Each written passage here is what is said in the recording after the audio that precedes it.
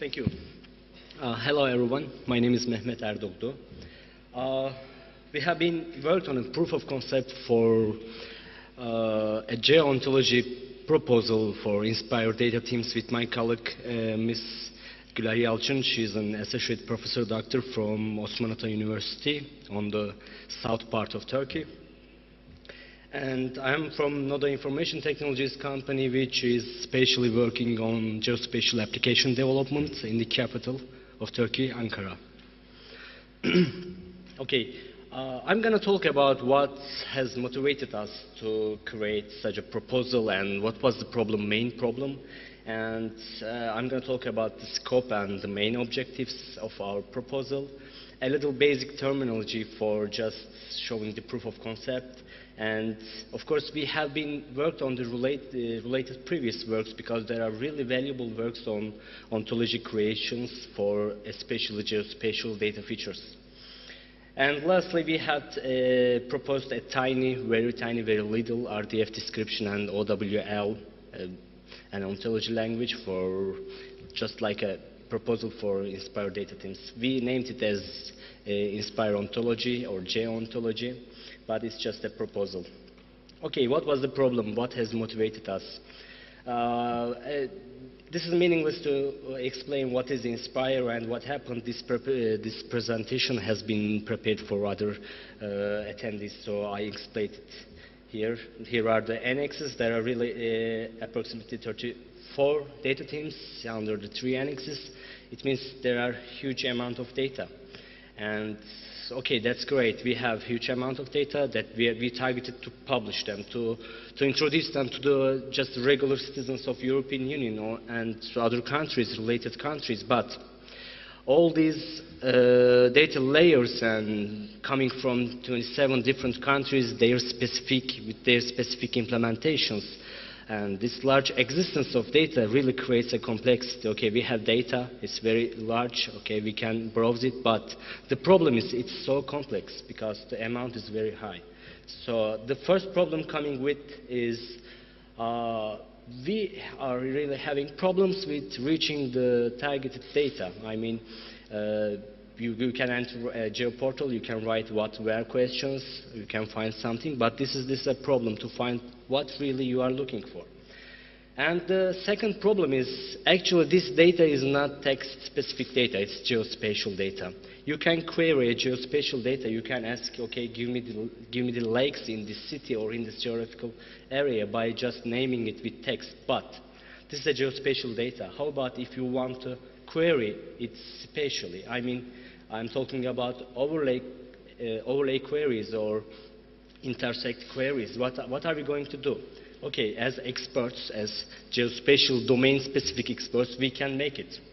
But for a regular user, for a regular citizen user, which Inspire has targeted, our mission is to introduce the information, geospatial information, to citizens too.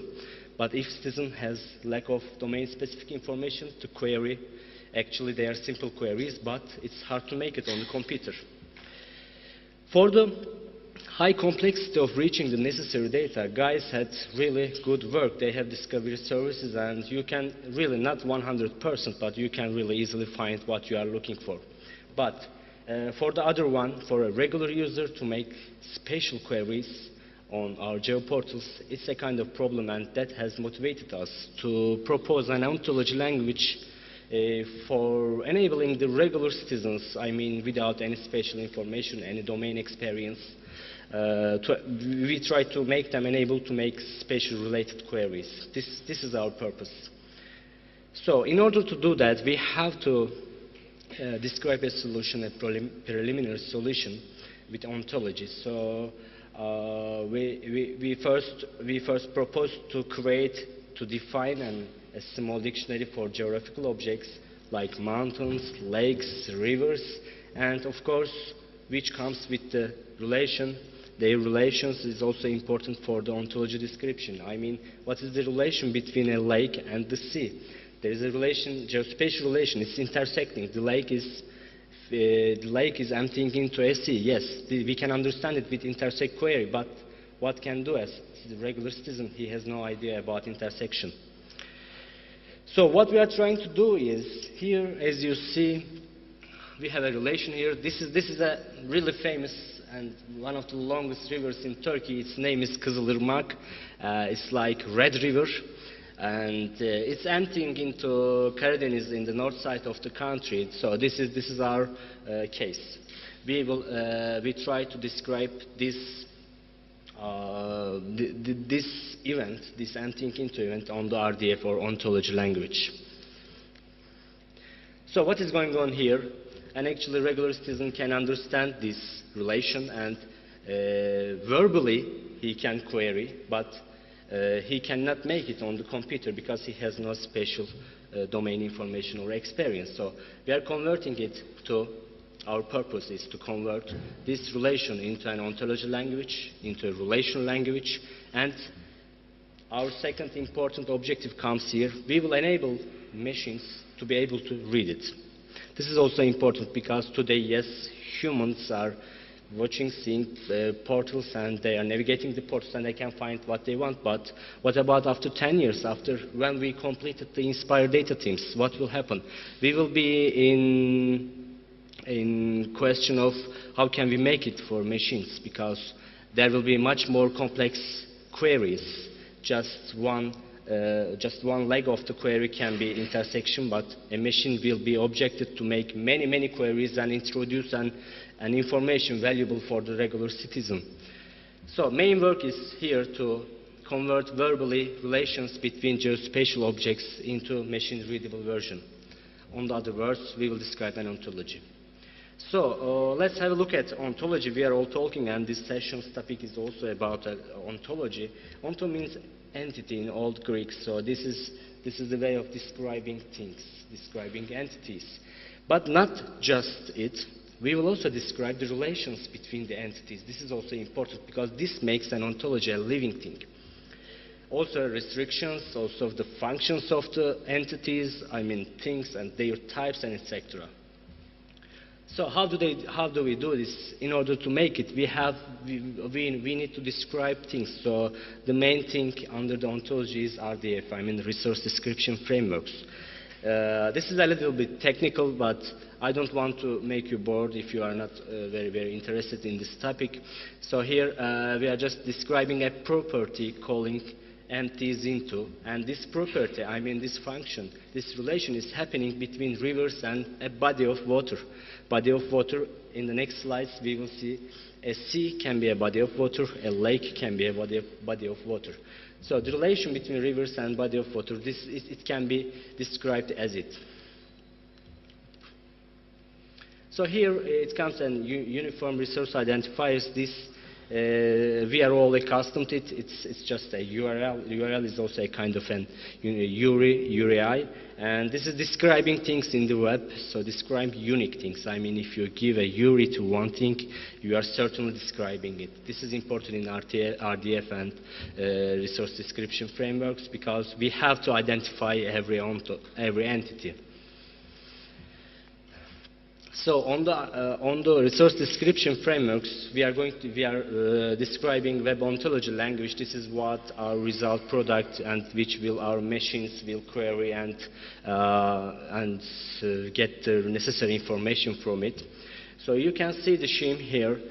You can see this in the bottom of the scheme. I mean, everything starts with an XML definitions. Also, we are building resource description frameworks on XMLs and the whole language on top of them. So here with a web ontology language, we are describing. My colleague also has defined some of these properties. This is, if you are interested, you can find more information, especially in Wikipedia. These are the properties between the entities. They can be symmetric properties. I mean, if some river is emptying into a sea, so we know that a sea is feeding from a river. These are symmetric properties that we can define in an object in web ontology language. We also have restrictions. I mean, you can give some properties, definite values, not less than this or not more than that. So these are such restrictions on the web ontology language. These are not our specific, I'm just describing the general understanding of a web ontology language. So here, we found this from Wikipedia, and this is a description of rivers and a river collection in China, I guess. No, Kyoto, it can be a little China from Africa. This is a group of rivers which are protected under the Kyoto Agreement, which has been signed in Japan. So with an OWL, web ontology language, you can also group them and you can introduce this information to public. So let's have a look at the related previous work. There are really great previous works for semantic web applications and Geo-Ontology. So I'm introducing it. If you are interested, you can check it out on the internet. You can find doctoral theses and master theses on it. This is really valuable works that have been done before us, but they are not related to Inspire, and neither they are including a data team from Inspire. As far as you know, maybe you know in CSI, Piedmont, Italy. We have been there. They have really good work in Italy about e-governments and also special applications. That's a good one. I really ask you to check it out. It's a complete and very good web ontology language doctorate, PhD thesis. It's very good. It will be better to check it. So let's come to our little tiny ontology proposal. We will just, from the beginning of the presentation, I'm talking about the rivers, lakes, and seas. Here the case, we have described river and sea. And then, but there are really many data teams under Inspire. It's a huge work to describe all the data teams, especially for specific country-specific implementations. Here our case, which I had described, the Kızılırmak is emptying into the Karadeniz, and we will describe the entities and also their relation. And here it starts with the diagram. We start with water source. Everything is a water source, but some of them are flowing and some of them are not flowing. So flowing sources are coming as brook, river, tributary, and also the other ones, water bodies, are lakes, seas, brooks, and etc. So what we have done is here we described water source inheriting from think. This is important. Web ontology language, everything comes from think. So you will build your relations, your objects on think. So we started with water source, building on think, and then we inherited water body from water source, and finally we inherited sea from the water body. So why are we inheriting? Because they have similar properties, they have similar functions. If something is coming from water body, I mean lake and sea, I'm sure that they have some common similar properties and they are sharing it from the inherited class.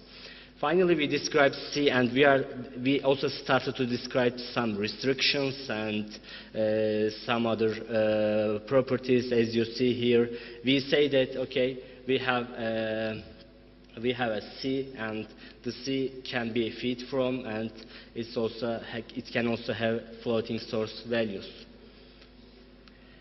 We also have river. I will not pay time on it because it's similar to sea, but here you can see that we have a property on river which says that rivers are emptying into something.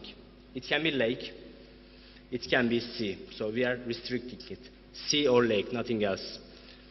Of course it can be different, but in our case we described as it. We also describe our relations. It's not just emptying and feeding. We have also connecting to, contained by, established on. It can be hundreds of functions when we have a complete implementation on Inspire data teams, because it's not just rivers and lakes. We have many feature types on Inspire, and we have many relations between them. It's a huge work to complete it. So we have two functions here, two properties here. Emptying into can be exist between rivers and water bodies. I mean, we inherited lakes and seas from water body, so it means that rivers can be empty into seas and lakes. Also, we have feeds from. This is symmetric. property of emptying into, I mean, if something is emptying into a sea or a water body, then we can say that the water body feeds from that entity. In this case, it can be also a river. So this is the symmetric relation between rivers and sea in our case. Actually, I'm talking on this subject, so I will not spend time on it. Rivers, as a river, we take Kızılırmak as instance and Black Sea as a sea. Finally, we have created such an RDF description which describes the object types and their relations between them. And here, this RDF description is same as this graphical description. I mean, the object was to enable a regular citizen just to say that, okay, which rivers are emptying into which seas? Just this question, not making any special query or nothing else. Just verbally understandable questions for regular citizens. So they can, in our case, we describe this emptying into and feeding from properties for between rivers and seas. But there are, as I said, there are thousands of data teams and thousands of objects. This is really a good and interesting topic. So there can be a group of, in Inspire, I don't know how guys are managing it, but there can be a group of discussing the ontology because, and we have to be a little fast because ontology is becoming older and older, and day by day it's becoming less popular. So what can be next? As I said, an Inspire ontology, a complete ontology can be done, and also a search engine can be built, a semantic search engine can be built on top of this Inspire ontology. So our dream is, on ontology, our dream is to create an Inspire reader service which understands the ontology, which can query it. And I also believe in including all these web search engines into this Inspire thing, because, okay, geoportals are perfect, very good, but we also need to enter into the real web users world. So they, in my humble opinion, they should be able to search everything from Google or Yahoo or Bing. So this grandma and grandpa will be able to just ask in their regular words to query all this spatially enabled data, geospatial data. And this is what I am talking about from the beginning of the presentation. This is where exactly Kızılırmak is emptying into the Black Sea. Thank you for your time and for your attention. Thank you very much.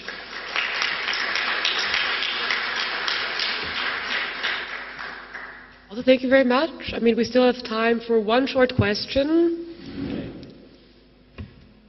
Dom?